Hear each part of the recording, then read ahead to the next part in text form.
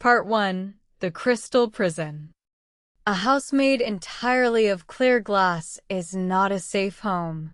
It is a beautiful, transparent cage waiting for blood.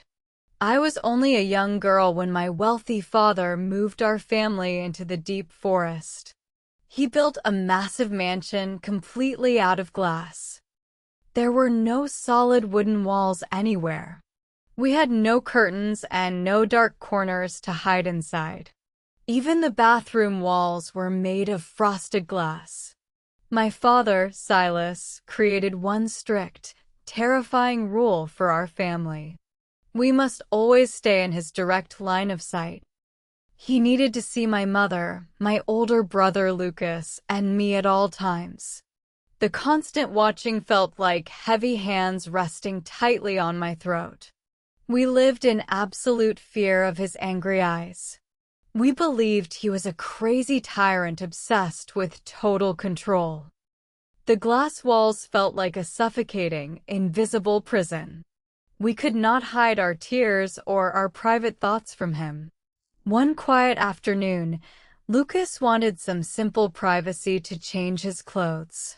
He hung a thin gray blanket across the corner of his glass bedroom. The reaction was immediate and absolutely terrifying.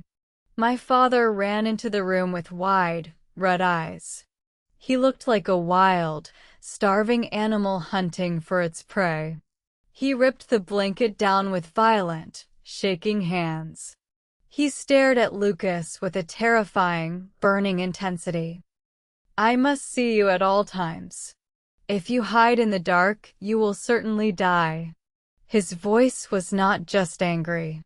It was filled with a deep, desperate panic. We did not understand his strange fear.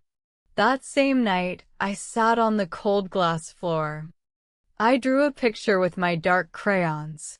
I drew a scary monster hiding in the black trees outside our home. My father walked past and saw the simple drawing. His face turned completely pale white. He snatched the paper roughly from my small hands. He carried the drawing to the kitchen sink and burned it with a match. He watched the paper turn to black ash with terrified, wide eyes. Without looking at us, he walked down to the basement. It was the only room in the house made of solid concrete. He locked himself inside the dark basement behind heavy steel doors for the entire night. I lay in my glass bedroom, staring out into the black, quiet forest. The moonlight shined through the transparent walls, creating scary shadows everywhere.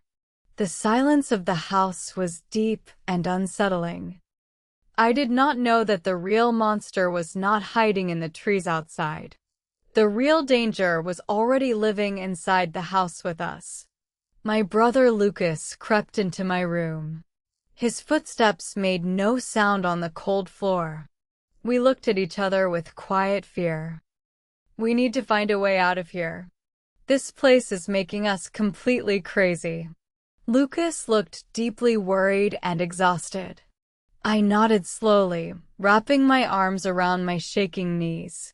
We were just scared children living under the rule of a man we did not understand. Our mother, Clara, always stayed completely quiet. She never argued with my father about his crazy rules. She just washed the dishes and stared through the glass at the empty forest. She seemed like a broken bird trapped in a beautiful cage. We needed to escape this transparent nightmare soon. Part 2. The Iron Chains.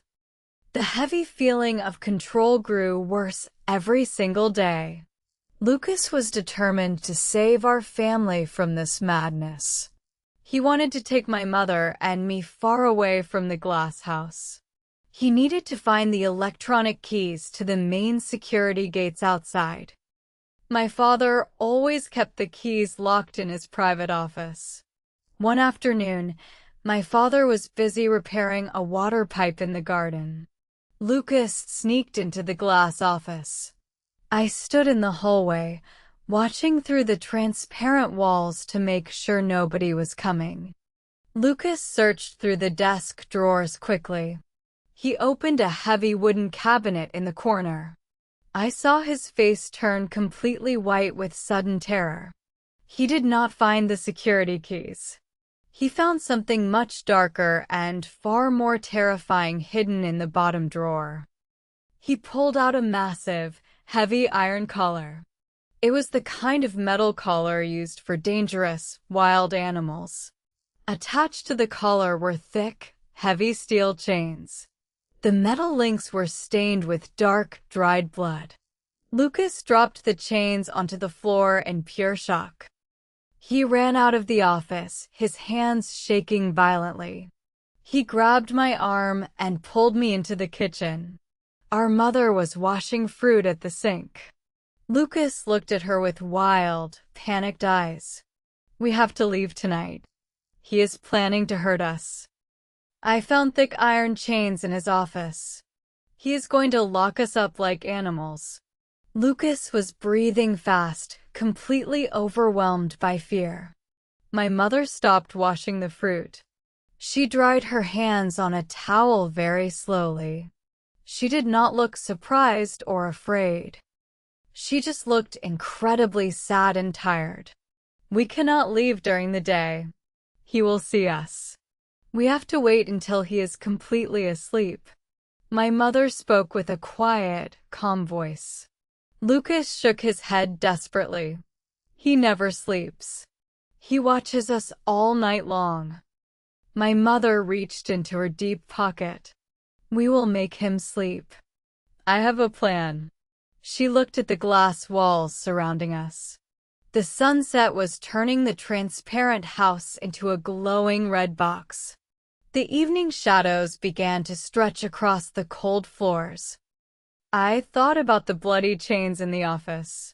Why would my father want to chain his own family? He already controlled our every move with his absolute vision. The terrifying thought made my stomach feel sick. I agreed with my brother. We had to run away immediately. We gathered our small bags and hid them under our beds.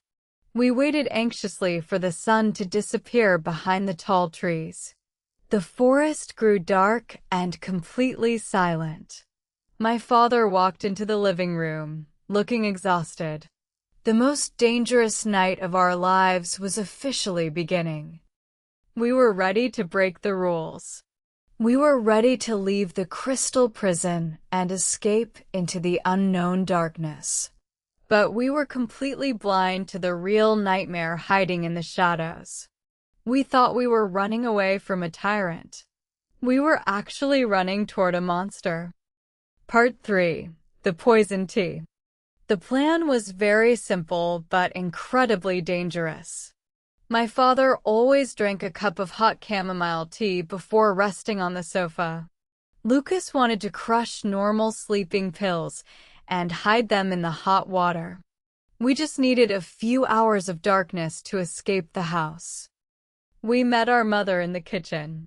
She agreed to the plan far too easily. She told Lucas to put his normal sleeping pills away. Instead, she opened her expensive leather purse. She pulled out a small, dark glass bottle filled with clear liquid.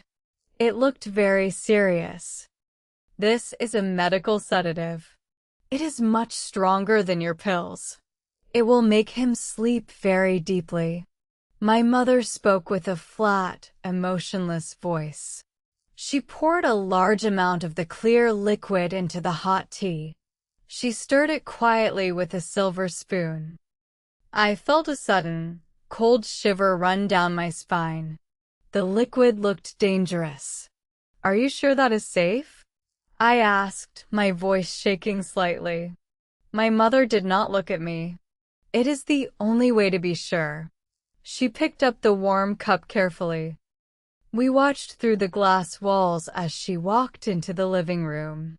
My father was sitting on the sofa, staring out at the dark trees. He looked incredibly tired. Dark circles shadowed his kind, brown eyes. He did not look like a violent tyrant at this quiet moment. My mother handed him the cup of tea. My father took it slowly. He did not smell it or question it. He looked up and stared deeply into my mother's cold eyes. For a brief second, his face showed profound, heartbreaking sorrow. He looked completely defeated by life. "Thank you for enduring me. Thank you for staying." My father spoke softly, his voice full of tragic emotion. He did not look angry at all. He looked like a man saying a final goodbye. Without any hesitation, he raised the cup and drank the poisoned tea completely. He swallowed the strong liquid and leaned back against the sofa. Lucas and I watched in pure shock from the kitchen. It seemed like my father knew the tea was poisoned. He drank it willingly, accepting his fate. Within minutes, his eyes closed and his breathing became very heavy. The powerful medical sedative worked perfectly. His head rolled to the side. He was completely unconscious. Lucas let out a long, shaking breath of relief. "We did it. He is asleep. Let us go right now." Lucas grabbed my hand tightly. My mother followed us silently. We grabbed our hidden bags and crept softly through the glass hallways. We did not want to wake him up. The house was perfectly silent, except for the quiet sound of the forest wind. We were finally free from his constant, terrifying vision. We were going to survive. We walked toward the main front door, our hearts beating fast with hope. The dark forest outside looked like a beautiful, welcoming escape. We thought the dangerous part was over. We did not know that the true horror was just waiting for the lights to go out. Part 4. The Phantom in the Dark. My father was fast asleep on the sofa. We reached the heavy front door, eager to breathe the fresh night air. Lucas grabbed the silver door handle and pushed hard. The door did not open. He tried again, pulling with all his strength. It remained completely locked. Lucas cursed quietly and examined the lock. There was no keyhole on the inside of the door. Instead, there was a complex electronic fingerprint scanner located on the outside. The terrifying reality hit us immediately. The house was designed to keep people out, not to keep us trapped inside. "We can just break the glass," Lucas whispered, looking around for a heavy object. He picked up a solid metal lamp from a nearby table. He swung it hard against the transparent wall. The metal bounced off with a loud, ringing sound. The glass did not even scratch. "It is military-grade security glass. You cannot break it." My mother spoke calmly from the shadows. Lucas looked at her with wild panic. "Then how do we get out?" "We have to find the central control panel." Lucas dropped the lamp and pulled a small flashlight from his pocket. He clicked the flashlight on. The bright beam of light cut through the dark living room. He moved the light across the large glass walls, searching for a control box. Suddenly, the beam of light stopped. Lucas froze completely. I gasped loudly, covering my mouth with trembling hands. The bright light revealed something impossible and horrifying on the glass. Deep, massive scratches covered the transparent surface. They looked like the violent claw marks of a giant, wild beast. But the most terrifying detail was not the size of the scratches. It was the direction of the damage. The claw marks were not on the outside of the house. They were carved deeply into the inside of the glass. Something massive and incredibly dangerous had tried to claw its way out of the living room. The thick grooves were stained with old, dried dark blood. "What is that?" I whispered, my entire body shaking with pure terror. Lucas stepped closer to the glass, examining the bloody marks. An animal did not make these. The scratches are too high up. Something tall was trapped in here. Lucas sounded completely terrified by his own discovery. My mind raced with horrible thoughts. If the monster was not outside in the forest, then where was it? The bloody chains in the office suddenly made terrifying sense. Someone was being locked up inside this house. Someone was fighting to escape the crystal prison. We have to get out of here right now. The control panel must be in the basement. Lucas turned toward the dark hallway. The basement was the only room we were never allowed to enter. It was the only place with solid concrete walls and heavy steel doors. We walked slowly toward the basement stairs. The air grew cold and smelled like old metal. My father was still breathing heavily on the sofa upstairs. We were walking down into the absolute unknown, hoping to find a simple switch. We were about to find the devastating truth. Part 5. The Hidden Files. The heavy steel door to the basement was slightly open. Lucas pushed it slowly, creating a loud, screeching sound. We shined the small flashlight into the dark, concrete room. The air was freezing cold. We stepped down the concrete stairs, our hearts pounding wildly in our chests. The beam of light moved across the dark walls. The basement was not a simple storage room. It was a terrifying, violent dungeon. The thick concrete walls were covered in massive, bloody scratches, exactly like the ones on the glass upstairs. The destruction here was much worse. In the center of the room, bolted to the solid floor, was a heavy steel ring. Thick, broken iron chains lay scattered around it. They matched the bloody chains Lucas found in the office earlier. Someone had fought violently against these chains, pulling until the metal finally snapped. "This is not a prison for us," Lucas whispered, his voice trembling in the cold air. "This is a cage for a monster." He moved the flashlight toward a small metal desk in the corner. It was covered in messy papers and thick medical folders. We walked toward it. Lucas picked up a large, brown medical file. The name printed on the cover made my blood freeze instantly. It said Silas. It was my father's official medical record. Lucas opened the file and began to read the doctor's messy handwriting. His eyes widened in absolute, pure shock. "Our father is very sick," Lucas whispered, reading the pages quickly. "He suffers from severe dissociative identity disorder and paranoid schizophrenia. He has 2 completely different personalities." The medical terms sounded heavy and dangerous. I looked at the bloody chains and felt a deep, terrible sadness. The file explained everything. One personality was the kind, quiet father who fixed water pipes and drank chamomile tea. The second personality was a violent, bloodthirsty monster with impossible physical strength. The monster only woke up during the night, bringing pure chaos and destruction. He was not planning to chain us up. I realized, looking at the heavy steel ring on the floor. He was coming down here every night to chain himself up. He locked himself in this concrete cage to protect us from his own violent, dangerous mind.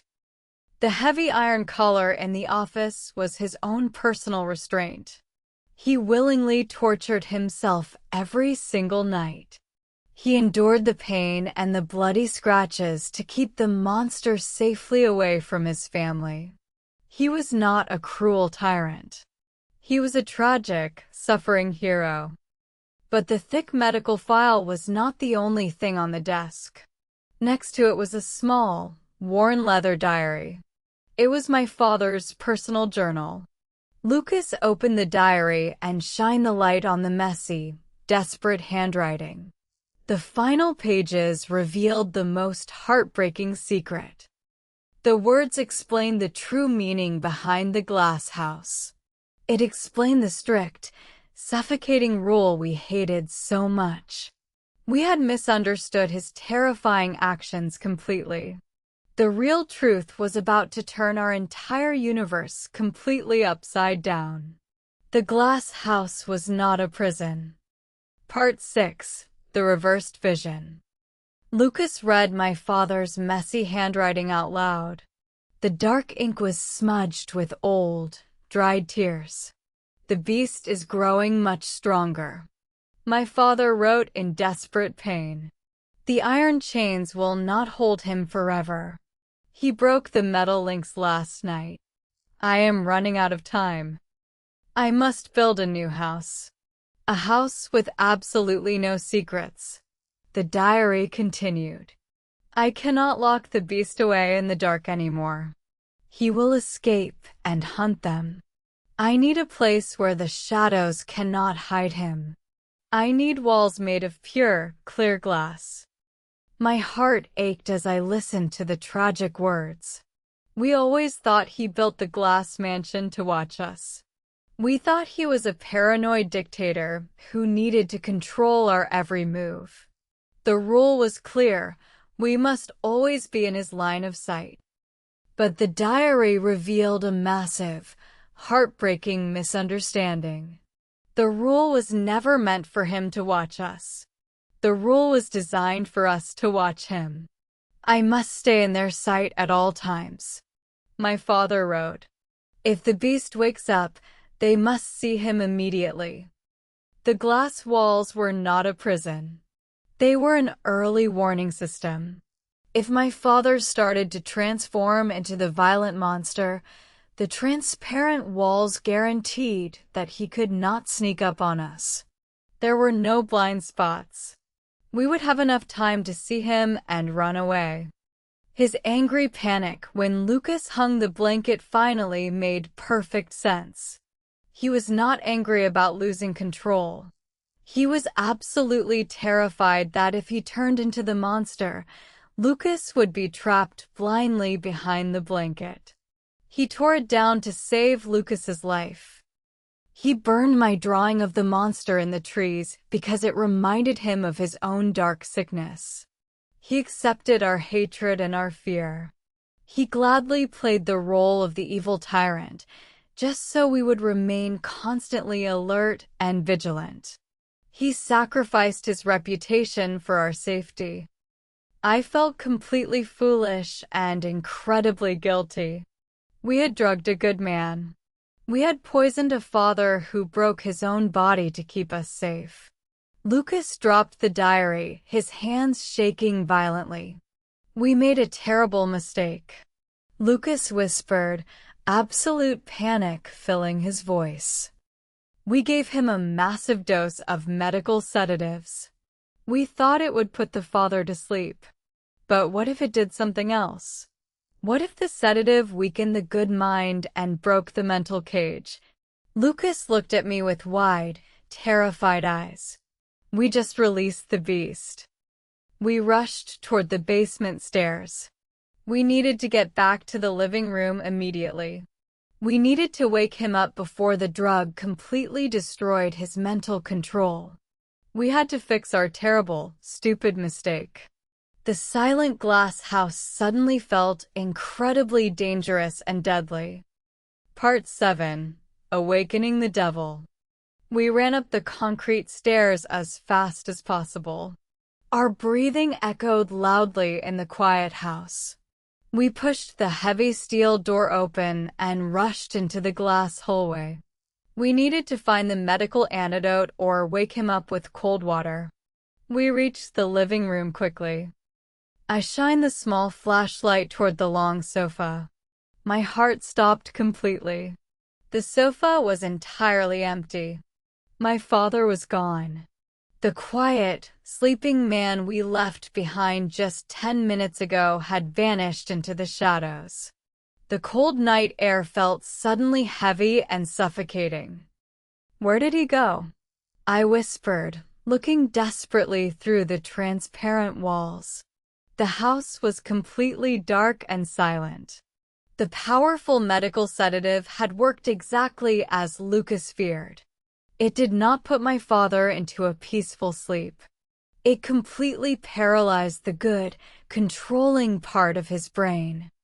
By killing the good father, we had accidentally unlocked the cage door in his mind.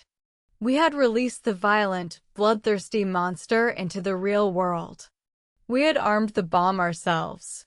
We stood in the center of the glass living room, completely exposed and vulnerable from every single angle. Suddenly, a loud, heavy smashing sound echoed from the kitchen. We spun around and aimed the flashlight. Standing in the darkness was a terrifying figure. It was my father, but his posture was completely different.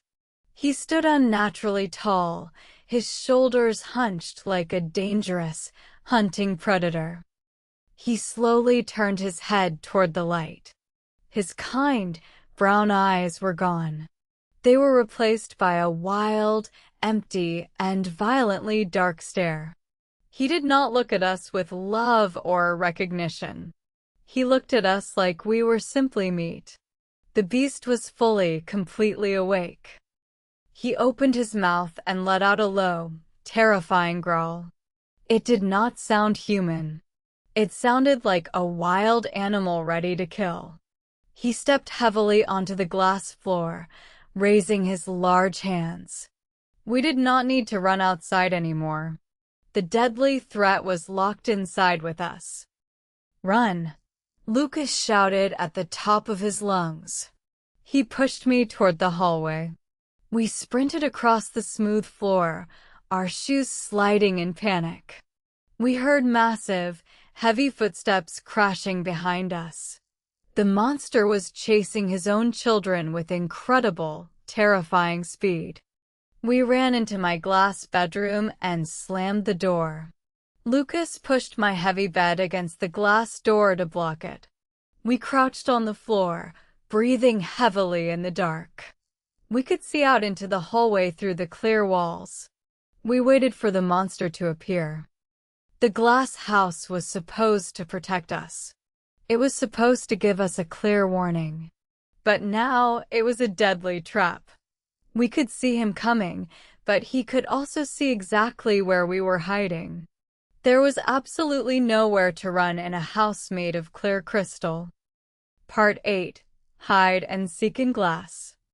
The heavy footsteps stopped just outside my bedroom door. Through the clear glass walls, we saw the dark figure of the monster standing in the hallway. He did not try to break the door down. He just stood there, staring at us with cold, empty eyes. The transparency was absolutely terrifying. He tilted his head slowly, studying us like trapped insects in a jar. He raised his large hand and tapped a single finger against the thick glass. The sharp tapping sound echoed in the quiet room. He was playing a cruel, psychological game. He enjoyed our absolute, helpless terror. Suddenly, he turned and walked away into the dark house. We watched him disappear down the hallway. Why did he leave? I whispered, trembling behind the bed. Lucas shook his head, his face pale with fear. He is going to the main power box. Lucas realized with sudden dread. A few seconds later, the house plunged into absolute, pitch-black darkness. The monster had smashed the main electrical panel. Without lights, the transparent glass walls became dark mirrors. We could no longer see into the other rooms. The massive advantage of the glass house was completely, instantly neutralized. We were blind in the dark, but the monster knew this house perfectly. A loud, harsh buzzing sound filled the air. Suddenly, the emergency backup lights clicked on. They bathed the entire house in a deep, bloody red glow. The red light created confusing, terrifying reflections on every single glass surface. Through the red reflections, we saw the monster walking toward the front door. He was holding something shiny in his hand. It was the electronic master key. He swiped the key against the security panel. The heavy front doors clicked open. The cold forest wind blew into the house. He is opening the doors so we can run away, Lucas whispered, deeply confused. But then the dark, horrifying truth became clear. The monster did not want to trap us inside the house. He wanted us to run outside into the dark, massive forest. He wanted a real hunt. The forest was his territory. In the dark woods, there were endless shadows and blind spots. If we ran outside, he could hunt us like wild animals. He stood by the open door, holding a heavy metal pipe. He was waiting patiently for us to make a desperate run for freedom. We cannot go outside. I cried quietly. He will kill us in the trees. Lucas grabbed my hand tightly. We have to fight him here, Lucas said bravely. He picked up a heavy glass vase from my desk. He was preparing to risk his life to protect his little sister. We slowly pushed the bed away from the door. We crept quietly into the red, glowing hallway. We were ready to face the devil. But as we stepped forward, a sudden movement in the kitchen caught our attention. The most shocking betrayal was waiting for us in the shadows. Part 9. The Mothers Resume. We moved quietly through the red, glowing house. The monster was still standing by the open front door, waiting for us to run. Lucas gripped the heavy glass vase tightly. We were ready to fight for our lives. But a strange, calm voice suddenly spoke from the dark kitchen corner. Please do not interrupt the test. The voice was cold and perfectly steady. We turned our heads in shock. My mother, Clara, stepped out of the shadows. She did not look scared or panicked. She looked completely relaxed. She was holding a small, black digital voice recorder in her hand. Subject demonstrates high intelligence by altering the hunting environment. My mother spoke clearly into the small microphone. Her scientific, emotionless tone sent a violent chill down my spine. What are you doing? Lucas demanded, staring at her in pure confusion. Why are you recording this? My mother ignored Lucas completely. She pressed a button on the device. Experiment 42 has successfully initiated. The strong medical sedative completely removed the dominant personality. The aggressive subject is now fully active. She spoke like a doctor observing a lab rat. The horrific truth hit me like a train. She was not a helpless, quiet housewife. She was a dark, unethical psychiatrist. She specialized in studying extremely violent, dangerous mental illnesses. My father was not just her husband. He was her primary, personal test subject. She married him specifically to study his terrifying monster personality closely. The glass house was not his idea. It was her perfect, controlled laboratory. She suggested the transparent walls to observe his behavior constantly. Tonight, she intentionally gave him the wrong medicine. She deliberately triggered the monster to gather new, violent research data. She used her own family as living bait. You poisoned him on purpose? Lucas shouted, tears of anger in his eyes. You used us as a test? My mother smiled a cold, evil smile. Science requires sacrifice, Lucas, she said calmly. His unique brain is a medical masterpiece. I needed to see how the beast hunts its own blood.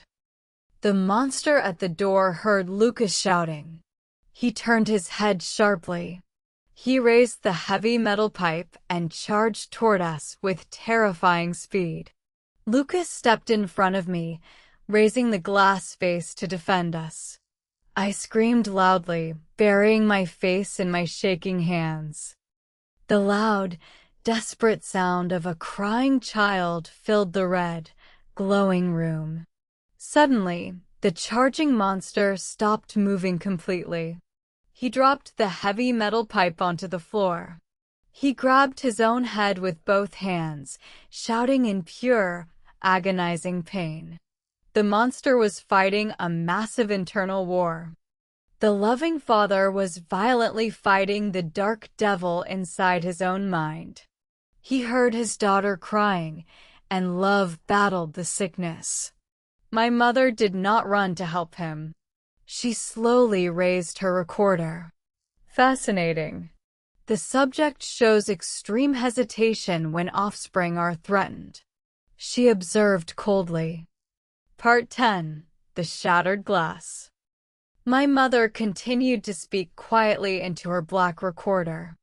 She watched my father struggle with absolute, scientific fascination. She raised her notebook, ready to write down the final results of our violent deaths. But she made a terrible, fatal miscalculation. She underestimated the power of the human heart. The profound, desperate love of a father was much stronger than her cold medical science. My father screamed loudly, fighting the dark, heavy shadows in his brain.